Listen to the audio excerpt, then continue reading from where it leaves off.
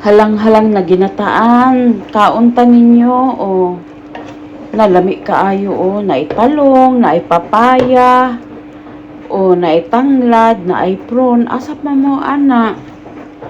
Unsa pa inyong pangitaon, o na Our vlog for today, magluluto ta og chicken, ginataan with mga gulay, papaya o talong kasi yun lang ang available sa akin.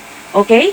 Siwanan natin ang manok, ang onion, garlic, tomato, ginger, fresh chili, at ang ating papaya at talong. Isali ko na lang yung talong kasi sayang naman kung hindi ko gagamitin. At ang mga spices na optional at ang ating gata at patis. Ngayon umpisa na tayo, start na tayo. Mag-preheat ng ating kawali, so ang ating unahin ay maglagay tayo ng peri-peri para to sa manok, seasoning. Optional lang to ha. Chicken seasoning. Optional lang din, 1 teaspoon. At ating all-purpose seasoning. Optional din, 1 teaspoon. Ngayon, maglagay tayo ng pampalasa, asin, 1½ teaspoon. Another pampalasa, 1 teaspoon of bitchin. At syempre, black pepper, laging meron, 1 teaspoon. At maglalagay na tayo ng mantika at tayo ay magsusuti na. Okay? Tingnan natin makalimutan tong tanglad. Importante tong tanglad sa ating manok na ginataan. At naka-slice siya pa cross para mag-aromatic ang lalabas ang mag-start na tayo magsuti. Unahin muna natin ang onion.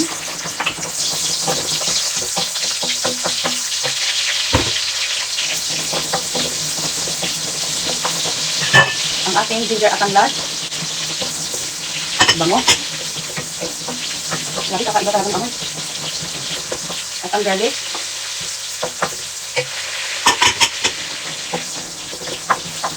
At ang ating tomato. At lalagyan din natin ng 3 bell pepper.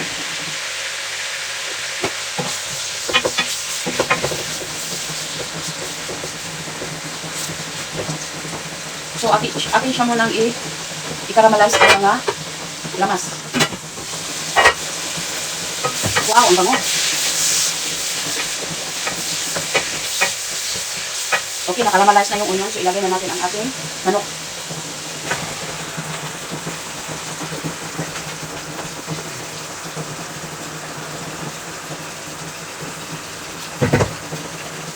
Ay, naukang. Lunod ko, giatay. Hindi nakita. Paglunod ko, sorry. Hindi pa pala yung pang.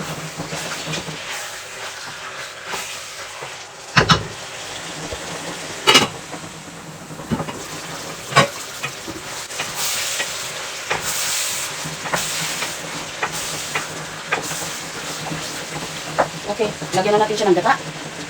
Lagyan na natin siya ng gata, okay? Para kasabay maluto ang gata sa manok.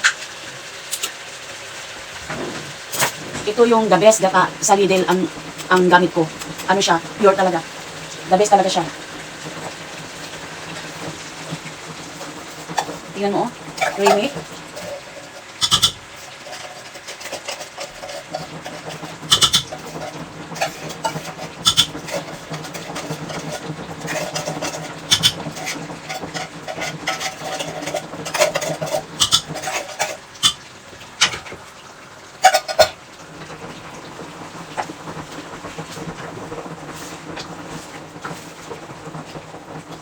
Ang bango niya.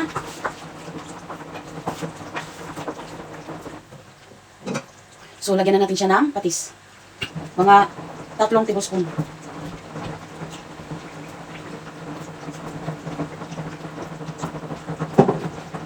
At ilagay na natin ang ating fresh na sili.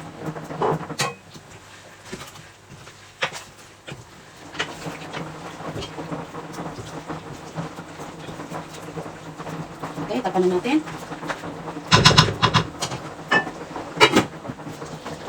Okay. Okay na siya. Ngayon, ilunod na natin ang ating papaya kasi ayoko sa manok na tender masyado. Hindi ko ma-enjoy. Yung tama-tama lang ang luto na hindi masyadong lata. Ayoko nun. So, takpan lang natin siya kasi hihiwain ko lang yung talong. Ilunod muna natin itong ating papaya. Tapos, takpan natin. And then, isunod na natin ang ating talong. Hiwain ko muna ang talong.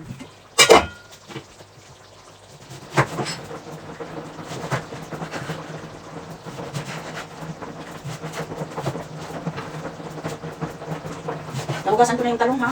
Lahat ng gulay nahugasan ko na.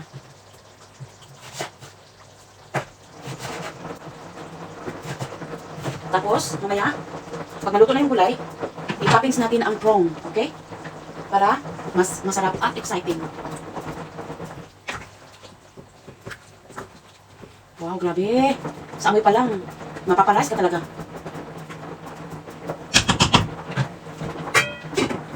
Wow. Bango. Hindi pa masyado luto yung talong. Pakalutuin na natin itong sa bagay. Mainit naman itong aking kalan. Manuluto din siya. Kasi tatakpan naman natin siya. Ngayon, ilibon na natin siya ng mga 2 minutes. 2 minutes lang. Tapos ilunod na natin ang ating green chili at prawn. Ang prawn, binabad ko pa sa tubig kasi freeze.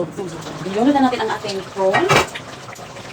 Wala na siyang ulo. Binili ko siya. Wala na siyang ulo kasi nag-sale lang siya sa Waitrose. Tapos binili ko lang siya.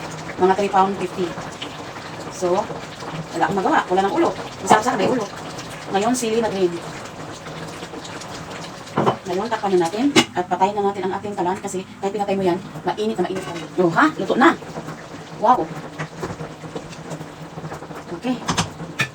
Hayaan na natin siya dyan. Luto na ang ating ginataang manok na may papaya, sili. So, ang tawag ko dito ay ginataang halang-halang na manok. Mali. Ginataang manok na halang-halang. Yan ang tama. Thank you for watching. Kain na tayo. Unlimited rice na naman ito. Dahil napakasarap. Please subscribe for more videos. See you soon. Take care.